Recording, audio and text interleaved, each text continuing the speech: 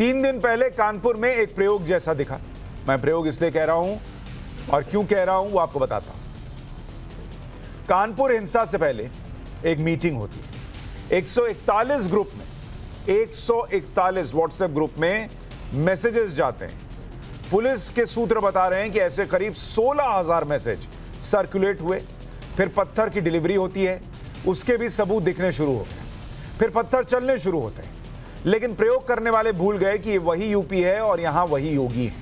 आज कानपुर हिंसा को लेकर एक एक बात आपके सामने रखूंगा, सबूत दिखाऊंगा, लेकिन उससे पहले एक बात साफ कर देता हूं। डिबेट और स्टोरी हिंदू मुसलमान की नहीं है, स्टोरी दंगाइयों की है जो देश को बदनाम कर रहे हैं, देश में माहौल बिगाड़ रहे हैं, जो यूपी को बदनाम कर रहे हैं, जो योगी शासन को बदनाम कर रहे हैं, जो मोदी शासन को बदनाम करना चाहते हैं। ऐसे लोग मुट्ठी भर हैं और उन्हें एक्सपोज करना बेहद जरूरी है।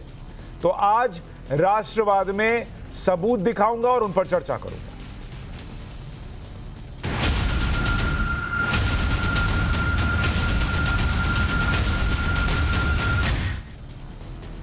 अब आपको एक एक करके सबूत दिखाता हूं। सबसे पहले सबूत नंबर 1 देखिए।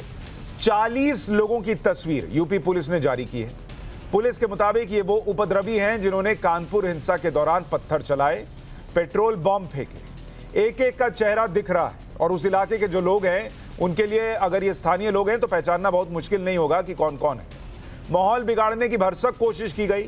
कानपुर पुलिस ने एक मोबाइल नंबर भी जारी किया है, 9454403715, जिसमें इन लोगों के बारे में जानकारी दी जा सकती है। इनके पोस्टर लगने भी शुरू हो गए।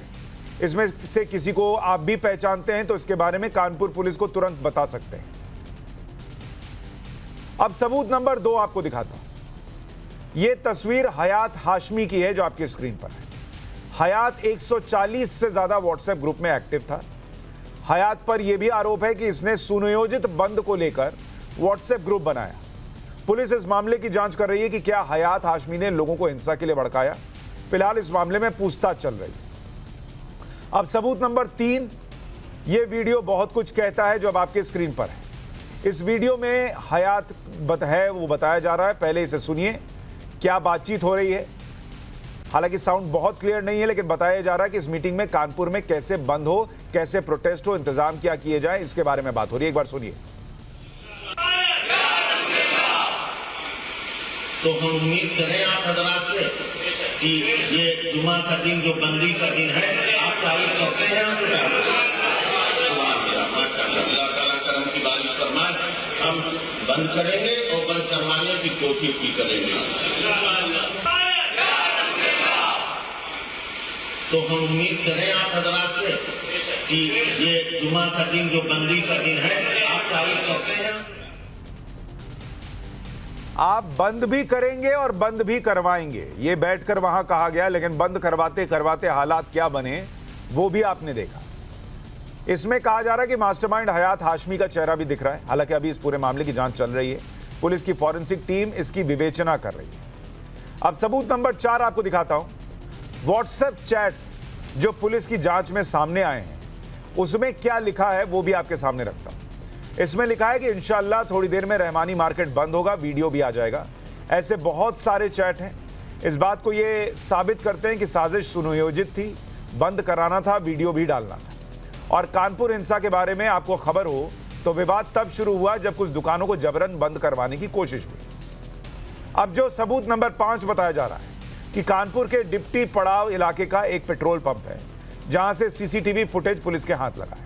इस वीडियो में एक शख्स बोतल में पेट्रोल भरवाता दिख रहा है। कानपुर हिंसा में कई जगह पेट्रोल बम का इस्तेमाल हुआ। पेट्रोल कहां से आया, इसकी जांच के दौरान पुलिस को यह वीडियो मिला। मतलब 3 जून को क्या करना है उसकी तैयारी पहले से हो रही थी। अब सबूत नंबर 6, ठेले पर पत्थर की डिलीवरी। कानपुर हिंसा से ठीक पहले उपद्रवियों ने आसपास के इलाकों से पत्थर जुटाए। कई ठिकानों पर पत्थर जमा हुए। 3 जून को इन पत्थरों से दूसरे पक्ष पर पुलिस पर अटैक किया गया, यह भी कहा जा रहा है। अब जो आप सीक्वेंस देखने जाएंगे तो क्लैरिटी है या कोई कंफ्यूजन है आपके दिमाग में। पहले स्क्रिप्ट लिखी गई, फिर व्हाट्सएप ग्रुप में मैसेजेस सर्कुलेट हुए, फिर पत्थर जुटाए गए, फिर पेट्रोल बम, फिर अलग अलग लोगों को हिंसा करवाने का काम सौंपा गया, फिर कानपुर को जलाने और हिंसा करने की शुरुआत। और उसको अगर हम कनेक्ट करने बैठे, जो करौली में हुआ या दूसरी दिल्ली में हुआ दूसरी जगह, वही पत्थर, वही बोतलें, वही व्हाट्सएप चैट और वैसी ही भीड़। क्या आपको लगता है ये सब कनेक्टेड है या इत्तेफाक है? जी, जय हिंद, वंदे मातरम। थोड़ा सा फर्क है। आपके सवाल का जवाब देने से पहले मैं आपकी कमेंट्री सुन रहा था। बता दूं, आपने कहा ये मुट्ठी भर लोग हैं। नहीं, लोग तो मुट्ठी भर ही हैं। अगर 1000 लोग भी हुए, 2000 लोग भी हुए, 3000, तब भी मुट्ठी भर माने जाएंगे बड़ी आबादी को देखते हुए। लेकिन इन मुट्ठी भर लोगों का शांतिपूर्ण तरीके से, पैसिवली एंड टैसिटली इनका समर्थन करने वाले कितने लोग हैं, जांच और शोध का वो विषय है। जो इनको ऊर्जा देते हैं, जो इनको हिम्मत देते हैं, जो पत्थर चलाने के बाद चिल्लाते हैं कि मुसलमानों पर, माइनॉरिटी पर जुल्म हो रहा है, और विक्टिम कार्ड प्ले करने में मदद करते हैं राष्ट्रीय और अंतर्राष्ट्रीय लेवल पर, तो इनसे ज़्यादा महत्वपूर्ण वो लोग हैं, पहली चीज़। दूसरी चीज़, इंसाफ का प्रतीक हुआ करती थी वो औरत, वो देवी, वो आंखों पे पट्टी बांधी हुई, हाथ में तराजू ली हुई, सबको याद है, सबको मालूम है। मेरे हिसाब से इन लोगों के लिए अब इंसाफ का प्रतीक हो गया है एक हाथ बनना चाहिए, इतना इतना हाथ में पत्थर लिए हुए, कि अब देश में इंसाफ पाने का यही तरीका है। एक लोगो बनना चाहिए, एक हाथ, और उसमें एक पत्थर उछालते हुए या पकड़े हुए। करौली और बाकी खरगांव की जो घटनाएं हुई उससे ये थोड़ा सा फर्क है, क्योंकि आपने मुझे एज अ लॉयर इंट्रोड्यूस किया, तो जो रिटेलिएशन होता है और जो प्रोवोकेशन होता है उसका टाइम देखा जाता है कि प्रोवोकेशन के कितनी देर बाद आपने रिटेलिएट किया।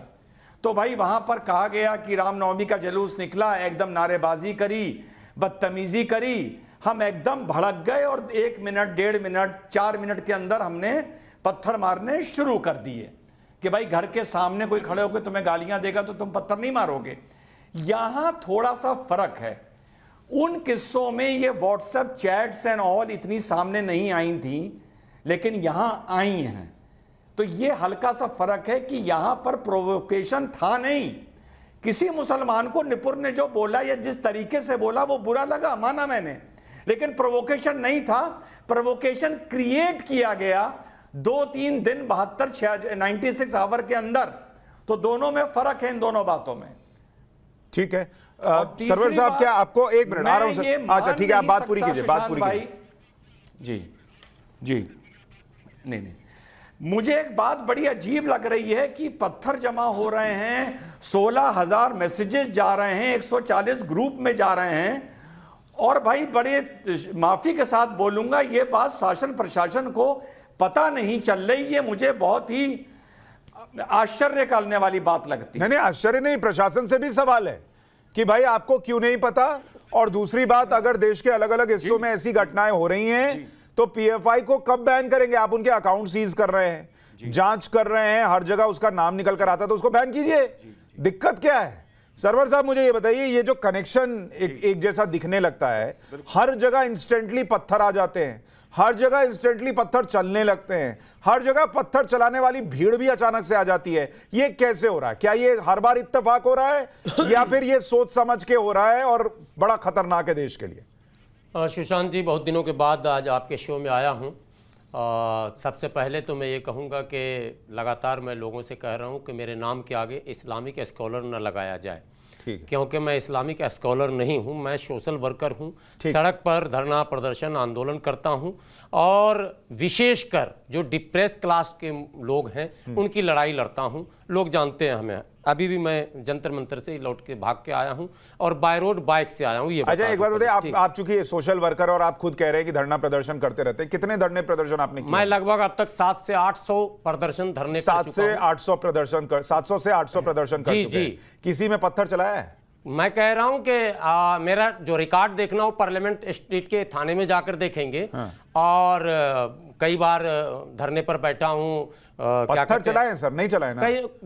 मैं कह रहा हूं ये तो लोग देखेंगे। मैं असल मौजू पर आ रहा हूं। नहीं, मैं मौजू पर ही हूं सर। मैं आपका कोई इंटरव्यू थोड़ी ले रहा हूं। मैं बस नहीं चलाया ना, बस यही मैं जानना चला है, न चलेगा कि 700-800 धरने का रिकॉर्ड करने वाले मेरे फेसबुक पेज पर वो लोग जाके देख सकते हैं। मैं मान गया। अरे मैं आपको क्यों बोलूंगा? अगर आप झूठ होने वाले होंगे, बोलने वाले होंगे तो बुलाऊंगा ही नहीं। मैं कह रहा हूं 700-800 धरने करने वाले व्यक्ति ने एक बार पत्थर नहीं चलाया, लेकिन हर बार जब ऐसी कुछ घटनाएं होती हैं वहां पत्थर चल जाता है। क्या ये इत्तेफाक हो सकता है? नहीं, अब मैं आ रहा हूं असल सब्जेक्ट पर। ठीक।